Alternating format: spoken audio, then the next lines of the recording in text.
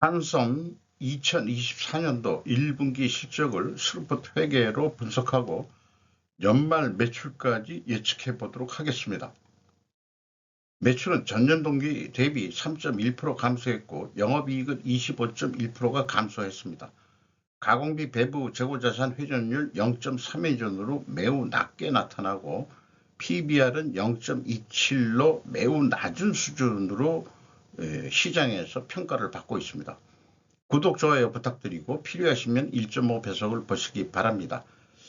한섬 의류업체를 분석을 하게 된 것은 한국은행이 물가에 대해서 발표를 했는데 생활비 물가, 생활물가 중에서 의류하고 식료품 가격이 올랐다.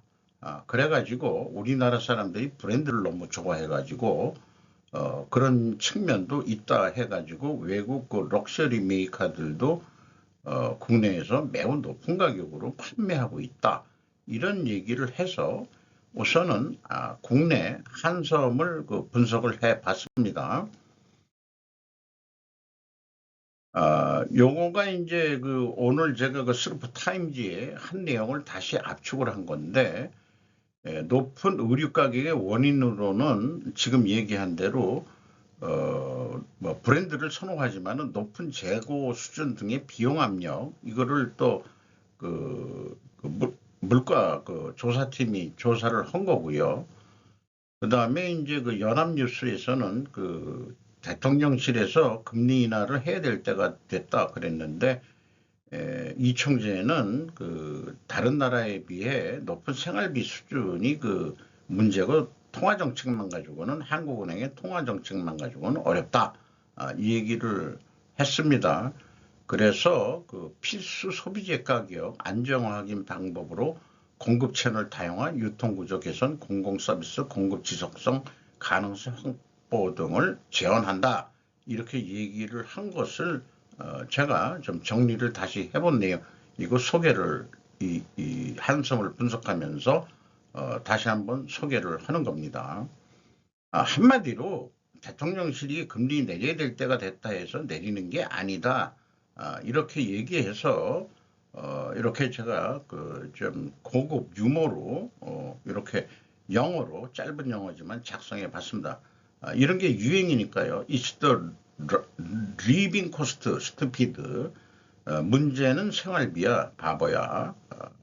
이렇게 얘기하는 거죠. 생활비는 바로 서바이벌 코스트다, 생존비다. 이게 너무 올라가 가지고는 생존하기가 어렵지 않느냐 이런 내용이도 되겠죠. 자, 이 한섬 매출액이 3,917억 원으로서 전년 동기 대비 3.1% 감소했는데 재고도 그래도 2.1% 감소시켰어요. 동일하게 감소를 하면 더 바람직하지만은 매출 비례해서 연동을 해서 재고도 감소시키는 게 바람직합니다. 매출 원가가 4.6% 올라가지고 좀 매출 총이익 내려갔고 판매 관리비는 1.1% 증가해서 영업이익은 345억 원으로서 전년 동기 대비 38.4%가 감소했습니다. 매출 감소율에 비해 재고 감소율이 낮다. 매출 원가 상승의 원인은 스루프스로 분석하면 어느 정도 알 수가 있습니다. 스루프스로 분석하면 매출에 비례하는 매출 재료비가 753억 원으로서 1.6% 증가가 됐어요. 매출 감소하고의 갭이 플러스 4.7%이기 때문에 원재료 및 상품 매입 가격이 상승했다라고 1차 추론을 할 수 있겠습니다. 그리고 운영 경비가 0.1% 감소시켰고요. 생산성이 떨어졌고 영업이익은 400억 원으로서 전년 동기 대비 25.1%가 감소했습니다. 근데 원가 회계 영업이익보다는 50억 원이 더 이익이 났는데 이것은 재고자산을 감소시켰기 때문입니다. 가공비 배부 재고자산을. 그래서 재고자산 내역을 보면은 상품은 90억이 거꾸로 증가를 했어요. 제품 183억을 줄였고 제공품도 15억이 줄었습니다. 그래서 전체적으로는 108억 원이 증가를 했습니다. 제품과 제공품은 재고를 감소시켜나 상품은 반대로 증가했다라고 문자로 이렇게 그 기록을 남기고요. 전체 재고는 114억 원을 감소시켰습니다. 비용의 성격적 분류 내용을 분석을 하면은 ABC 이것도 좀 표준적으로 작성을 했다고는 거에 들어갈 수 있겠습니다. 회사는 재고자산의 변동을 제품과 제공품으로 국한을 해서 재정원가를 뽑아냈고 상품은 별도로 상품 매출 원가를 별도로 얘기를 했습니다. 그래서 제품과 제공품의 변동에는 상품이 안 들어갑니다. 만약에 이걸 넣었다 그러면은 여기 상품은 매출 원가가 되는 게 아니고 상품 매입액이 되겠습니다. 어쨌든 요거는 이렇게 맞는 거니까 이 ABC를 더한 매출원가 재료비는 808억 원으로서 13%가 증가했어요. 운영경비가 의료분 그 재료비가 얼마 안 되죠. 운영경비가 더 높은데 2,763억 원으로서 0.1% 감소했고 이 운영경비에서 판매관리비 2,035억 원을 뺀 가공비는 72억 727억이 되겠습니다. 총 제조 비용의 51%에 상당하고 1.4% 상승했습니다. 상대적으로 재료 비율이 1.4% 하락했어요.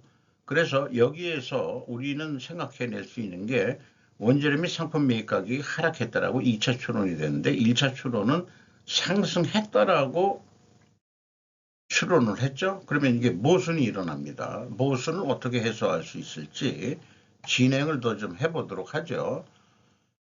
상품 매출원가 상승이 문제로 좀 다가옵니다. 11.9%가 이게 증가한 게 별도로 이렇게 얘기했기 때문에 그래서 그 재고자산의 변동 범위를 하면은 갭이 90억이 나오는데 상품이 이제 별도니까 상품의 그 증가액을 빼주면은 일치를 합니다.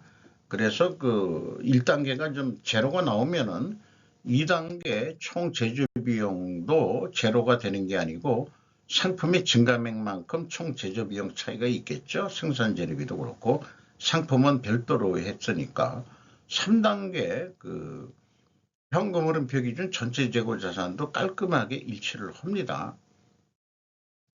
운영 경비를 조금 좀 자세하게 한섬을 하면서 급여 쪽을 조금 더 좀 소개를 하고 싶어요. 이 비용의 성격적 분류 인건비가 345억 원이 집행이 됐는데 전년보다 9.2% 증가했고 직원 수가 22명 증가했는데 평균 임금은 8,400만 원으로 예상이 됩니다. 임금 인상률은 7.7%고 노동 생산성은 5.7% 하락하는 것으로 그렇게 예상이 됩니다. 외주 가공비 6.4% 감소했고 지급 수수료는 3.5%가 감소했습니다. 그런데 이 인건비 중에서 퇴직급여가 있어요. 그 퇴직급여가 여기부터 얘기를 해야 되겠네요. 이 345억 원은 여기 나온 대로 이 급여 합계액이 345억 원으로 일치하는데 직원들의 그 실제 분봉은 276억 원이 되겠습니다. 그러면은 평균 그 실제 현금으로 받는 이 임금은 6,700만 원 정도 수준이죠. 그 나머지가 뭐냐? 사회보장 분담금을 내고 있고 퇴직급여도 확정기여 제도에 의한 퇴직급여가 있고 확정급여제도라는 게 있는 모양인데 이거는 구체적으로 저는 잘 몰라요. 얘기는 들어봤는데 그게 합쳐져 가지고 345억 원이 되는 겁니다. 그러니까 이 본봉 빼고 나머지 비용이 퇴직급여 등이 69억 원이 되는 거죠. 그 퇴직급여 등의 비율이 25%. 그러니까 예를 들어서 우리가 연봉을 1억을 받는다면은 실수령액은 7,500만 원이다. 이렇게 보시면 되겠습니다. 그 퇴직금연은 퇴직할 때 그 받게 되는 거니까 기업은 1명을 더 채용하면 25%, 즉 연봉의 4분의 1은 퇴직급여 등 복지를 위해 더 투자한다. 기업은. 그런데 그 돈을 어떻게 얘기하냐 그러면은 그 확정금융 채무로서 재무상태표를 관리하는데, 또한 그 돈을 사회 적립자산에 맡겨놓는다 하는데, 이 금액 전체를 그 퇴직급여를 이 맡기는 거는 아니, 여기 그 확정기여제도하고 확정급여제도 이거를 이만큼을 실금액을 내보내진 않을 거예요. 뭐냐면은 그 현금을 또 이용할 수도 있기 때문에 몇 프로 뭐 이런 거 뭐 구체적으로 잘은 모르겠지만은 또 이용하는 게 뭐가 있어가지고, 어쨌든 이렇게 이 직원 한 사람을 쓰더라도 기업은 25% 정도는 기업이 부담을 한다. 이거를 그 직원들이 그 근로자들이 인식을 좀 했으면 합니다. 노동하는 애들도 그렇고, 딱 기업은 근데 이제 본봉 올려달라고 또 이제 으쌰으쌰 하겠죠. 그러면 이게 간접비가 더 올라가는 거죠. 기업에서는 그 큰 부담이 되겠습니다. 인건비가 중소기업도 더 그렇고. 그래서 퇴직급여를 보면은 기금이 적립된 확정급여 채무의 현재 가치가 168억인데 사회 적립자산의 공정가치 재무상태편 순환적 급여 부채가 212억 원이면 그 차액이 43억 마이너스입니다. 그래서 재무상태표상의 순확정급여 채무로 표시를 한다. 그런데 이 한섬은 비유동 자산으로 계상을 했다. 그 공정가치가 더 높다는 얘기예요. 저기 사회 적립자산이 그 다음에 이거는 장부상의 그 확정금액 채무, 그러니까 퇴직급여라고 얘기를 하겠죠. 이 금액보다도 높게 평가가 된, 이거 구체적으로는 저는 잘 모르지만은 숫자적으로는 이렇다. 이런 얘기고요. 기업에 따라서는 부채 항목에 별도로 계정 과목을 설정하여 부채로 관리한다. 즉 직원 퇴직 시 갚아야 할 부채를 표시를 하고 있는데, 이 금액이 직원이 많은 업체에는 그 금액이 어마무시하게 많습니다. 그래서 이 부분은 인사와 노무 부분의 영역이기 때문에 이번만 1회 소개로 끝내는 거로 하겠습니다. 이런 것은 이제 그 제가 알고 있는 노무사한테 저도 물어보면은 잘 설명을 해 줄 수 있을 것인데, 이거 스로프 분석에는 이게 가외이기 때문에 여기에서 한 번만 이렇게 한번 저기 데이터들을 가져와서 소개를 해 봤습니다. 경영평가지표로서 그 소점 한 자리로는 상승이 된 게 아니고 0.9% 하락을 했어요. 그리고 스루픈율도 하락을 했습니다. 이것도 0.9%네요. 반올림 하면은. 그래서 동일한 방향으로 하락했으면은 투명하게 가정을 합니다. 그리고 레버리지율은 2.1%로서 자금이 탄탄한 회사로 보여집니다. 나머지는 좀 참고해 주시고요. 의료업의 재고 회전율이 이렇게 낮아서는 제품 상품의 진부화가 장난이 아닐 수 있다 생각을 합니다. 왜 이렇게 그 재고가 많을까 생각하면은 뭐 매장이 한 군데만 있는 게 아니고 여러 군데 있다 보니까 기본 그 전시라고 할까요? 좀 그걸 가지고 있는 게 있어 있기 때문에 재고가 이렇게 많은 것 같은데, 이것도 연구해 볼 필요가 있습니다. 잘 나가는 것만 좀 전시를 하고 나머지들은 메인 창고에 보관을 해두는 거, 이런 것들도 생각해 버려야 될 것 같아요.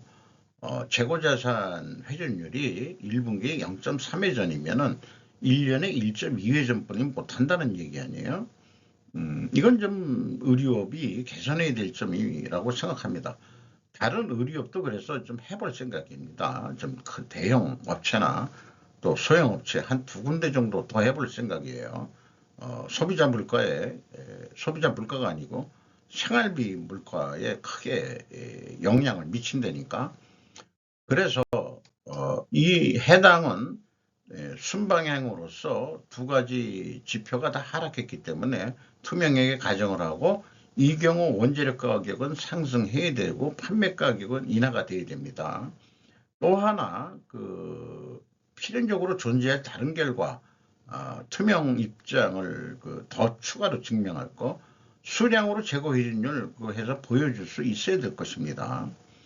그래서 원재료 가격이 상승했는지 판매 가격은 인하했는지 회사가 살펴보면은 원재료 가격에 대해서는 공시가 된 게 없어요. 그래서 매입액을 봤는데 상품, 원재료, 부재료, 외주 가공비, 외주 가공도 사실은 매입 성격이죠. 이거를 가격 추이를 내줬다면은 얼마나 감사할지 금상첨화인데 좀 아쉽습니다. 상품 매출원가도 상승했고 상품 재고도 증가했기 때문에 원재료 매입액보다 상품 매입액이 또 많아요. 여기 보면은 상품 구매 수요를 어떻게 관리하는지 몰라도 악성 재고가 될 확률이 높다. 어쨌든 이거로 봐가지고는 원재료 및 상품 매입 단가가 인상이 됐느냐, 인하가 됐느냐, 이거를 확인하기가 매우 어렵습니다. 근데 제품 가격은 뭐 쉽죠. 총 매출 수량 나누기 매출액 나누기 총 매출 수량을 하면 되니까 0.5% 증가한 거로 되어 있습니다. 상품은 15.7% 판매 가격이 인상이 된 거로. 그래서 단순 평균은 8.1%인데 요거는 매출 비중이 나와 있어요. 가을에서 가중 평균을 때리면은 3.9% 인상을 한 것이나 마찬가지입니다.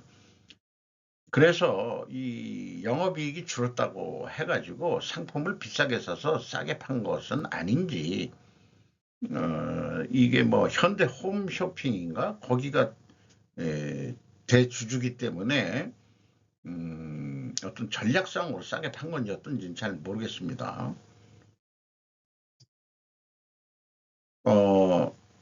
지금까지 얘기된 것을 조견폰으로 다시 한번 좀 정리를 해서 해보면은 원재료 상품 매입 가격이 상승했다라고 1차 추론했는데 2차 추론은 내려갔죠. 이게 맞지가 않는 게 상품 상품 매출원가가 크게 올라간 거하고 분명히 인과관계가 있을 것 같습니다. 재고 회전율은 하락을 했고 스루픈율은 하락을 했기 때문에 투명하게 가정을 하는데 원재료 및 상품 가격이 상승이 됐어야 됩니다. 판매 가격은 하락이 돼야 되고, 그런데 모두 입증이 안 되죠. 이 판매 가격은 상승했고 상품 매출원가는 상승을 했고, 그러면 여기에서도 이것은 전체적으로 올라가지 않았겠느냐, 원재료 가격이. 그렇게 예상이 됩니다. 반대로 다 나올 것 같기 때문에 이게 투명 입증은 패스가 안 된다고 볼 수 있겠습니다. 한국은행도 소비자 물가와 생활 물가는 다르다고 했다. 생활비에 의류가 들어간다. 의식주 말이다. 소비자를 위해서라도 원재료 상품 매입 가격 추이를 성실히 공세해 줄 것을 요구합니다.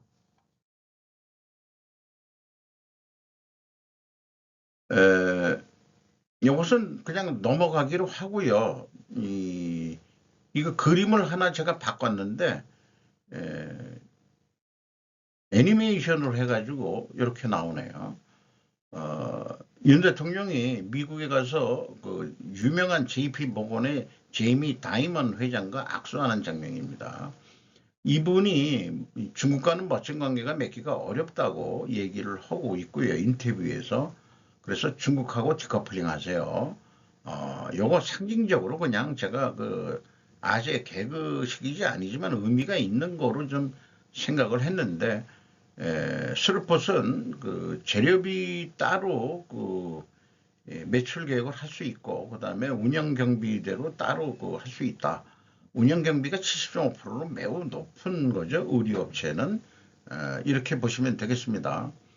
그래서 원가 회계 개념으로는 뭐 다른 묘수는 없고 1분기 판매한 거 그냥 대비하는 거, 산식은 1 더하기 300%로 해서 1조 4,977억 원을 하게 되면은 이게 그 판매가 예측이 이렇게 됩니다. 요거 할 때 제조 원가하고 재고 증감률 다 감안해 가지고 매출 원가를 산출해서 이 매출액을 예측을 해 본 겁니다. 그럼 실행 결과를 이렇게 판매가 된다면은 1억 4,870억을 한다 그러면은 1,272억 원이 남게 돼 있어요.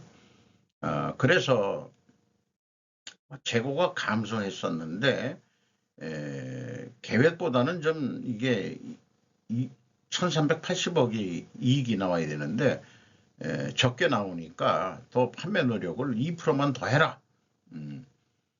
그래서 그렇게 되면은 이 재고는 4.1%가 내려갈 거예요. 전체적으로. 그렇게 되면은 그 매출 이익이 1,382억 원으로 해서 한 109억 정도 더 증가하는 거로 그렇게 이제 예상을 해 봅니다. 그런데 매출 감소의 재고 증가는 가지 말아야 될 길이다. 골드랩 박사는 하지 말아야 할 것은 덤핑 판매임을 강조했다. 그렇게 되면 현재의 중국과 같이 과잉 생산에 의해 증가된 재고를 덤핑 수출로 밀어내기를 하게 되는데 정부 보조금을 준다고 하지만 언제까지 버틸 수 있을지는 모른다. 이런 악순환은 전국에 가서 아마도 조만간 국가 해체가 일어날지도 모르겠다라고 저는 그렇게 예언을 하고 싶네요. 그래서 왜 이런 얘기를 하냐면 덤핑 판매에 의한 재고 감소 역량을 했는데 이게 계약은 이걸 그냥 단가라고 얘기합시다. 이게 자동차 가격이 이 가격일 수는 없겠지만은 뭐 다른 거라도 정상 가격이 148만 7천 원인데 5% 깎아가지고 141만 2천 원에 판매를 한다. 그러면은 그 판매하는 것 때문에 좀 더 그 재고는 줄 거예요. 재고는 줄 겁니다. 이게 단가 얘기입니다. 그래서 영업이익이 원래 그 1200, 아니 12만 7천 원이 나와야 되는데 4만 8천 원뿐이 되질 않아요. 이걸 단가라고 가정을 해야 되는 거예요. 그러면은 재고가 감소한 만큼 매출액은 증가하겠지만은 매출액 증가만이 문제가 아니다. 팔면 팔수록 판매 단가로 가정하면 팔면 팔수록 적자이기 때문에 그렇습니다. 이것을 중국 공산당이 정부 보조금으로 계속 메꿔주고 있는데 이거 언제까지 할 거냐 이거죠.